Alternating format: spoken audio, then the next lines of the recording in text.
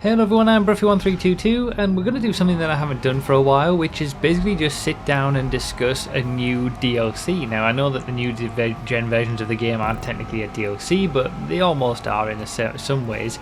So we're just going to have a chat about it, have a discussion about all the new features, what's good, what's bad, what's disappointing, whether it's even worth getting in the first place.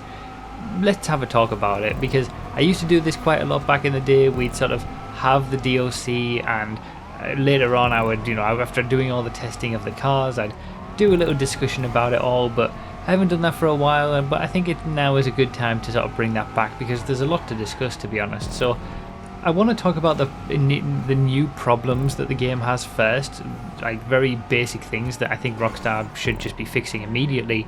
One of them is that exotic exports aren't working, so that obviously needs to be fixed. I've never actually done one myself, but yeah, a lot of people have reported that. The safe zone there's no option for sizing the safe zone on PS5, which baffles me that has been missed out. So you can, on PS4, on Xbox One, on PC, on Xbox Series X and S, you can change where the safe zone size is for the UI, so you can put the map and the timing screen further into the corners of the screen. I'll show some comparisons on the screen of what it used to look like on PS4 when you maxed that out. I always had it as far out as I could. PC, you can have it sort of right in the corners, touching the corners. And even on the Series X, you can control that as well. There's an option in the menu just like there was on those old platforms. But for some reason, PS5 doesn't have that. I don't know why. It's really weird. So please put that in, Rockstar. I really hate how far in the map and the timing system is just by default. The UI is way too far in. It's almost like old gen at the point that it is now, and we can't change it. The camera for the Cyclone 2 is ridiculous. This is a problem with most other cars that have scissor doors as well, but it's so far back and so high that especially if you're on the furthest camera out, it looks stupid. If you're used to medium high camera like I am, obviously in the settings, generally having high rather than low for your camera height is better, allows you to see a bit more. But yeah, I'm used to having that set to high, and then I'm on the medium camera, not the closest and not the furthest away. So if you're used to that, for the Cyclone 2, you need to go to the closest camera and then set it to low in the settings to get something that compares, that is similar. So it's really, really weird. This is a problem with a few other scissor door cars as well, like I said, and the guys over at Project Homecoming, I think, fixed that for those cars, but the Cyclone 2 is one of those that has, the Xeno was one that we've had recently that had the same sort of problem, but the Cyclone 2 seems even more ridiculous. So I'd really like them to fix that as well. Obviously the option for motion blur removal has to be highest on the list of the priorities as well. The motion blur is horrific. I'm starting to get used to it now, I think, but it does not look good. And especially when you go back to the PC version, or even obviously PS4 and Xbox One, the graphical fidelity isn't as good, but even going from PC or those old gen platforms to the new gen platforms, the motion blur behind the back of the car is terrible. And if you're in a bigger truck or something, I was driving around the barracks the other day, and the motion blur sort of blurs the back end of the barracks and all the flaps and stuff like that, and it just looks horrible. So just give us an option in the settings, please, Rockstar, whilst you're putting the UI safe zone settings back into PS5. Give us an option in the graphics to turn off motion blur as well, because it's just horrendous. And finally, another issue that's been brought up with these new versions is respawning cars. So the mods on old HSW upgraded cars does not stick when you swap cars. So that's a common thing that we do in races. To be able to give everybody the same car without everybody having that car, those who have the car will give their car to somebody else and then respawn, so there'll be multiple versions of that car. Normally that's all fine, and even with the new HSW cars, that's fine for the new vehicles like the Astra Custom and Cyclone 2 and things like that. But for some reason, with the HSW upgrades to the old vehicles like the Banshee and the Turismo Classic, when you give out your car in that way, they lose their upgrades, their HSW upgrades, and they just become like the regular upgraded level 4 engine, turbo, all that kind of stuff. So I'd really hope that they fix that, because it's one of the best things that we can use to be able to do sort of one make races and be able to give everybody the same vehicle. And yeah, with these HSW vehicles, we'd really like to do that. So those are all the sort of the main issues that I've experienced and we've experienced on the streams as we've been playing these new versions of the game, and I really hope that basically all of these get addressed, because and soon as well. I don't want to have to wait another year to be able to move my safe zone out or remove motion blur, and the camera on the Cyclone would be nice to have fixed them straight away as well. So hopefully we'll get fixes to those. But yeah, now I guess let's talk about the new cars, because these HSW cars are something else. You know, this is, and it's a really smart decision by Rockstar. It's quite cunning, I think, because they know that people for a long time, pretty much ever since I started doing top speed testing back in whenever it was, 2015 or something, and people realized what the actual top speeds of these vehicles are. At the time, you know, you were lucky to get 125 miles an hour out of most of these cars. Ever since then, really, people have been wanting cars with higher top speeds, and we've gotten indications of that from certain vehicles. You know, the Pariah really pushed the boat out with that 136 miles per hour, and we've had other vehicles that have been able to get those higher top speeds at various different instances, say wheeling with a bike, or we've had bugged vehicles like the tuner vehicles and the Viserys in the past that ironically have been patched but now didn't need to be. So they've always known that people have wanted those higher top speeds, and these HSW upgrades, not only do they give people the higher top speeds that they've wanted, they also monetize old content. And I think that is one of the primary reasons that Rockstar are doing this, and I think it's something that we'll see going on into the future and not get forgotten about. Because, for example, you take a Sentinel XS and give it the HSW upgrades. The Sentinel XS costs what, $40,000 or something in game. To upgrade it with all the HSW mods, you're looking at over $1 million. So they've taken this relatively unknown, forgotten about car. Well, obviously a lot of people know about it, but it's very rarely used, probably not owned very much. The old Sentinel XS, it was never competitive in the coupes class, for example. They've taken this cheap old car and made it cost more in line with new vehicles, you know, $1.5 million. And when you think they haven't really added much, all they add is sort of, you know, the performance upgrades, 2 liveries, and then 2 extra spoilers. And that's pretty much it. That is very little work in comparison to creating a brand new vehicle entirely. So when you think of all these old vehicles that existed around the time that, you know, came into the game originally, all these sports cars, all the supercars that we had back in the day, even more modern vehicles that it doesn't matter if they're on the pace or not, Rockstar will just be happy to give them HSW upgrades regardless, as is shown with the Turismo Classic. When you think about all the vehicles that they've got that they could give these HSW upgrades to, and I see people in comments already asking for them and wanting, like, oh, what if this car had HSW upgrades, what if this car did? It's a perfect way for them to put in as little effort as possible, because these cars already exist. They just need to add an extra livery to it and some spoilers, and then charge millions of dollars to bring these old vehicles that are relatively cheap in line with the kind of prices that people are spending for new vehicles. So it's really cunning in that way, and I think that is one of the reasons why we might see this HSW stuff stick around. We'll come on to, you know, how well things are going to be supported in the future, but in general, DLCs get forgotten about almost immediately.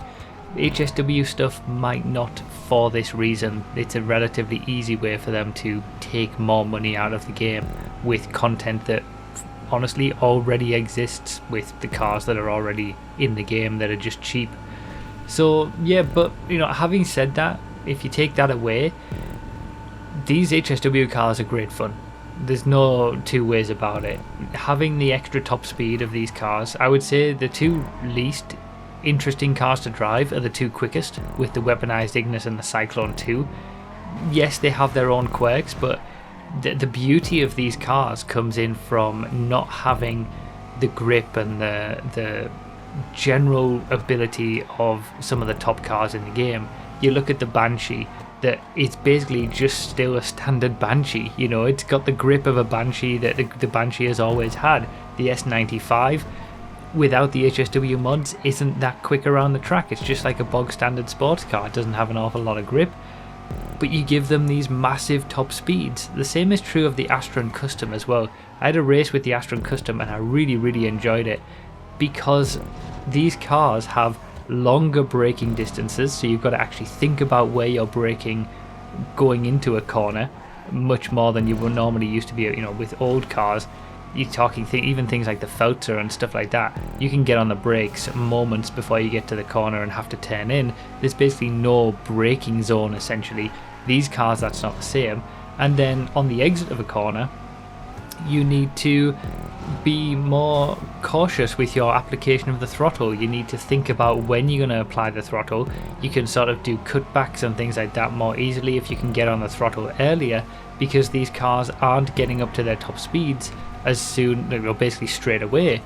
Old cars, or most cars in the game in GTA, you put your foot on the throttle and then within 2 or 3 seconds they're already at maximum speed. So going for a better exit in a corner doesn't really work in a racing situation, but it does for these cars, and it's really refreshing, and the racing is much better for these higher top speeds, especially in the cars that don't have the good grip to go along with it.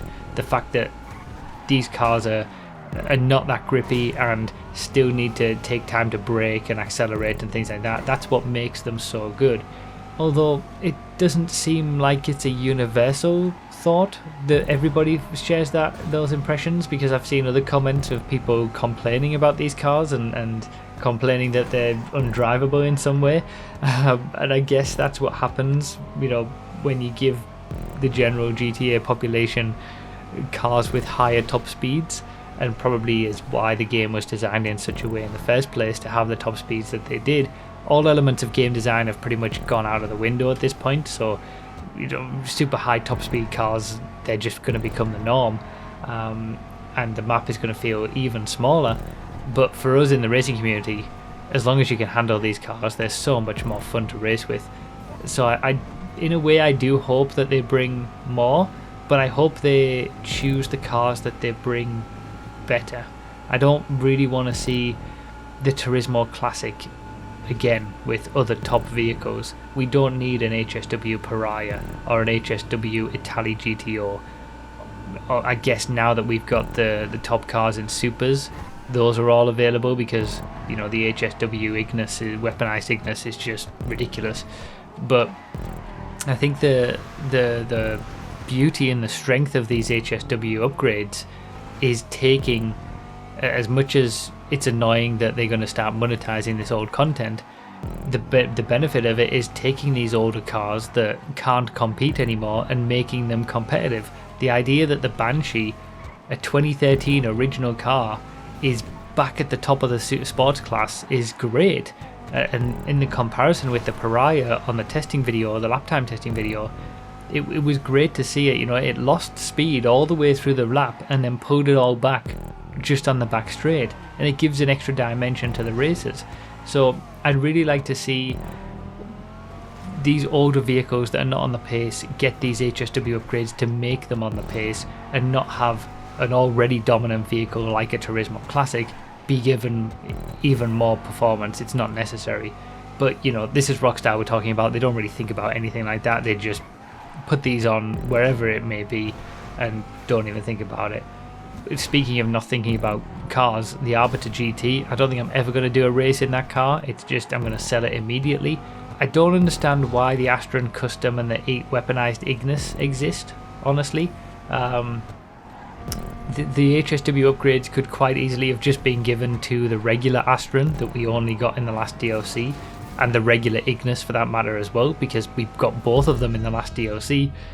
I don't see why the weaponized version or the custom version were even needed for these HSW upgrades. You know, it's just, again, more bloat. But yeah, I can't complain about the performance of the cars, certainly the sports cars, and they're just so much fun. So, you know, well done Rockstar on adding some fun new vehicles and giving us a new dimension to the game and vehicle performance, even if it is basically going against all initial game design ideas that the game had back in 2013. I think the question is how well all of this stuff is going to be supported. You know, there is that higher chance, like I said, due to the money making opportunity of these vehicles for minimal work.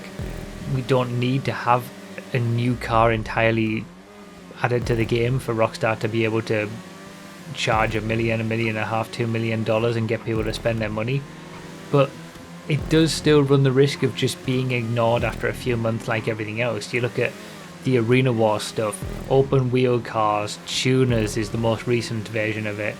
There's all sorts of things that are given an update or 2 updates and then completely forgotten about. The Agency is another example that we got in the last DLC. That is the perfect business to sort of keep adding more VIP contracts to. Don't have the Dr. Dre VIP contract be the only one that we get. But we're never going to see that. You know, we're never going to see a Love Fist VIP contract or anything like that. We had the Agency, we had the Dr. Dre contract, and that'll be it. That's all we'll get from that. And that is just the way that they go with all of these things. There'll be another new business to buy with another new property instead of utilising what's already there. And the game just feels so bloated these days.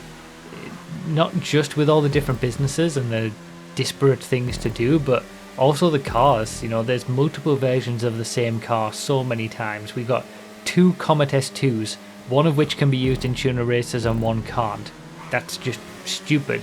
We got custom versions that are the same as their non-custom version, like the Astron Custom and the Astron. There's no need for the custom variant. We got weaponized cars that can be raced, like the weaponized Ignis, and then some that can't, like the Ardent still. We've had like 15 million different ballers, so many shafters and all these kind of vehicles that just get repeated and copy pasted. And now HSW and non-HSW variants of cars. So there's definitely a lack of sort of overall direction, I think, with everything that they've done in GTA Online. They've basically just, you know, thrown a load of stuff to the wall and saw what sticks, and that is just how they've treated the game for the last 8 years. I guess that's just how they've done it, but it's not the best way to do it in my opinion. And certainly when it comes to the vehicles and cars and car performance and all that kind of stuff, you can just tell how haphazard it's all been. But the only thing that has kind of consistently received updates over the years is Benny's. Benny's vehicles, there's been, not, I wouldn't say a consistent drop of Benny's vehicles, but it's certainly something that has been revisited at times over the years, even more recently with things like the Glendale Custom and stuff like that. We've had, you know, after the initial batch of lowriders, the January 2016 update with, you know, the Sultan RS and then Banshee 900R. Then later on we had things like the Nero Custom being able to be put there, and Benny's has seen vehicles be able to be upgraded there into different variants at various times over the years, and that is one thing that makes me think that these HSW vehicles might be a more longer term thing and basically become the new Benny's. I don't think we'll get anything more at Benny's. We're never going to see another vehicle that you can upgrade into something different at Benny's anymore. It will all be HSW variants at Howe's Special Works instead. Maybe we'll see that, but it could quite easily go the other way and we'll never see HSW upgrades again after this DLC or the next DLC, 1 or 2 DLCs, a couple of new vehicles with the HSW upgrades, and then it'll never be touched again. It can go both ways, we'll just have to wait and see. Although I think the popularity of these vehicles means that they might want to push it a bit more alongside the easy monetization aspect as well for old vehicles. Obviously, one of the best things that have come out of these new PS5 and Xbox Series X variants is the fact that they've untied frame rate to the vehicle physics. And as I said in the video where I covered that, that is one hell of a job, and props to Rockstar for finally doing that. Hopefully that sees its way to PC, and hopefully all of this stuff makes its way to PC, so we don't have those issues where running at crazy FPS will get you much faster lap times and in general break the game. We can hope that will happen, but we don't know anything about the PC version of all of this anymore anyway. So yeah, that is a great thing that Rockstar have done, and it does explain a little bit, if they've been focusing on doing that, why the expanded and enhanced versions aren't more fleshed out. Maybe we'll see what the expanded and enhanced versions should have been by the time we get the next DLC, maybe. Because obviously they delayed it, and if they've been focusing on this game engine update, they might have just not had enough time to put it all in and didn't want to delay it again. That's why they dropped the name of expanded and enhanced officially as well, because there's so many other things in the game that are basically just exactly the same as they were on PS4 and Xbox One and the current PC version. There's so many problems that just haven't been improved upon or fixed in any way. There's no changes to the lobby screen when it comes to picking vehicles.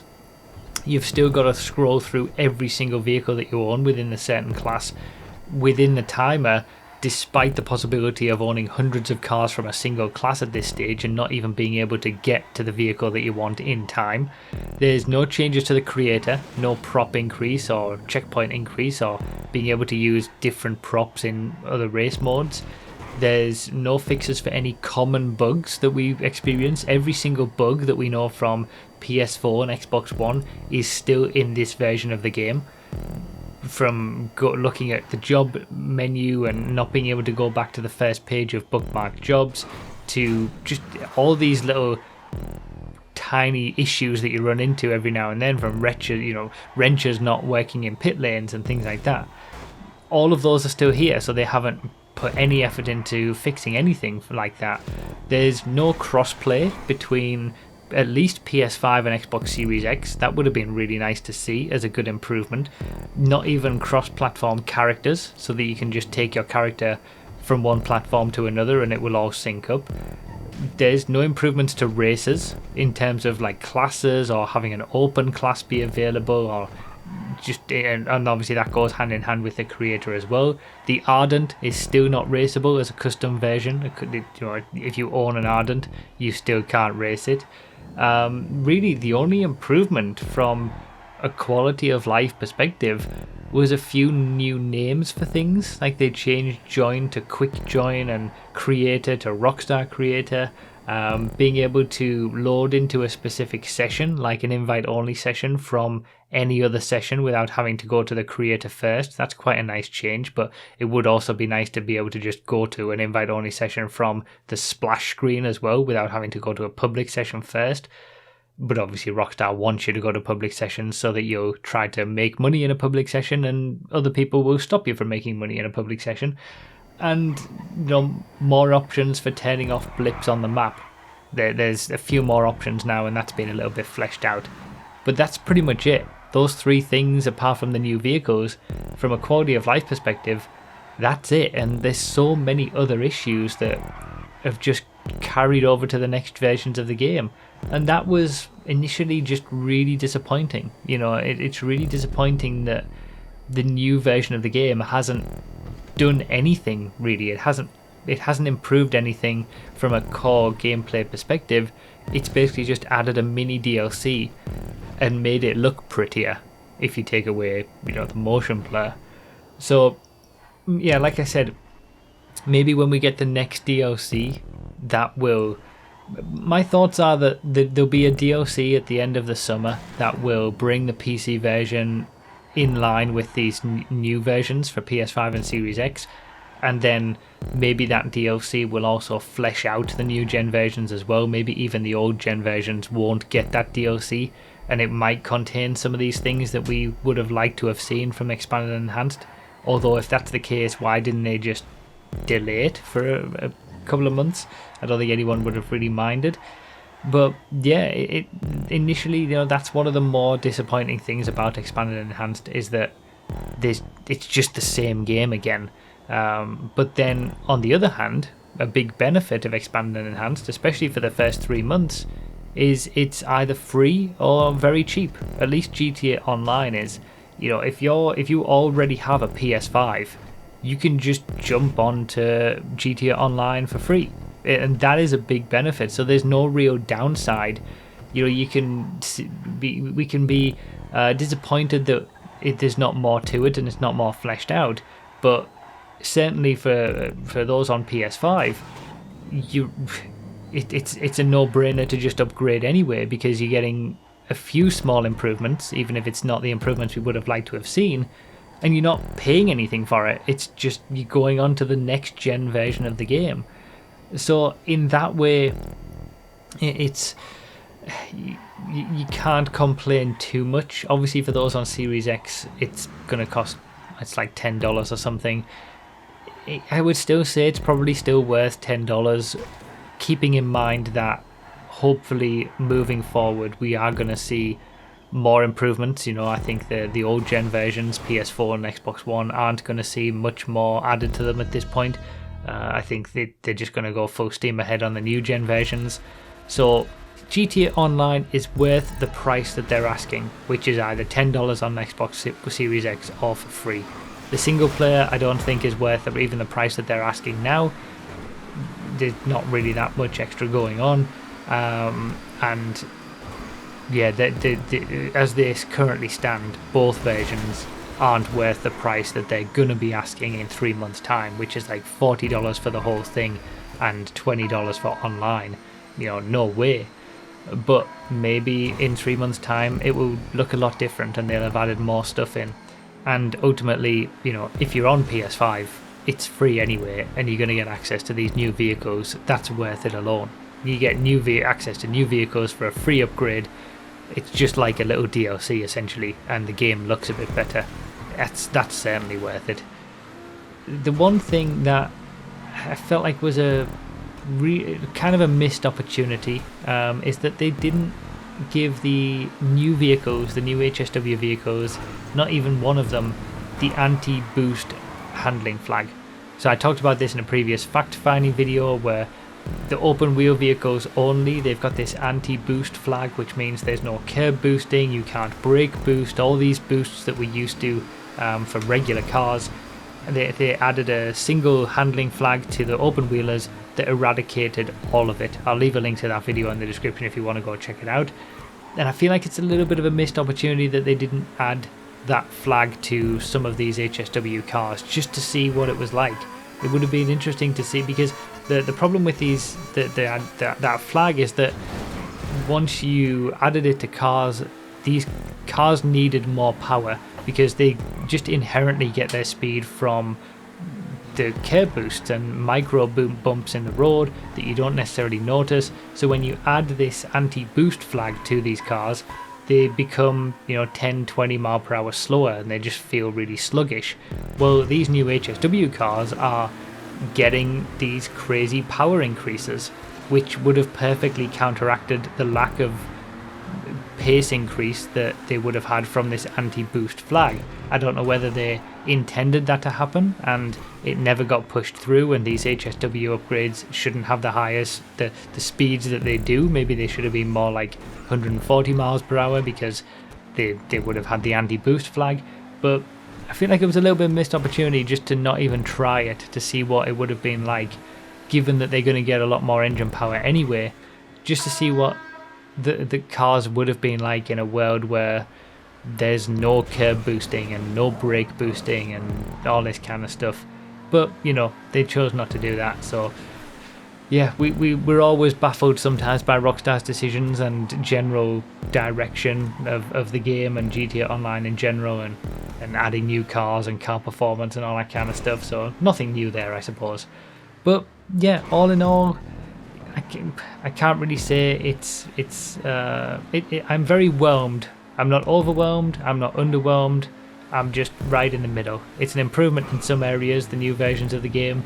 It's a disappointment in some areas that they didn't do more, but ultimately, at least especially on PS5, it's just free. So you can't really complain too much, I suppose.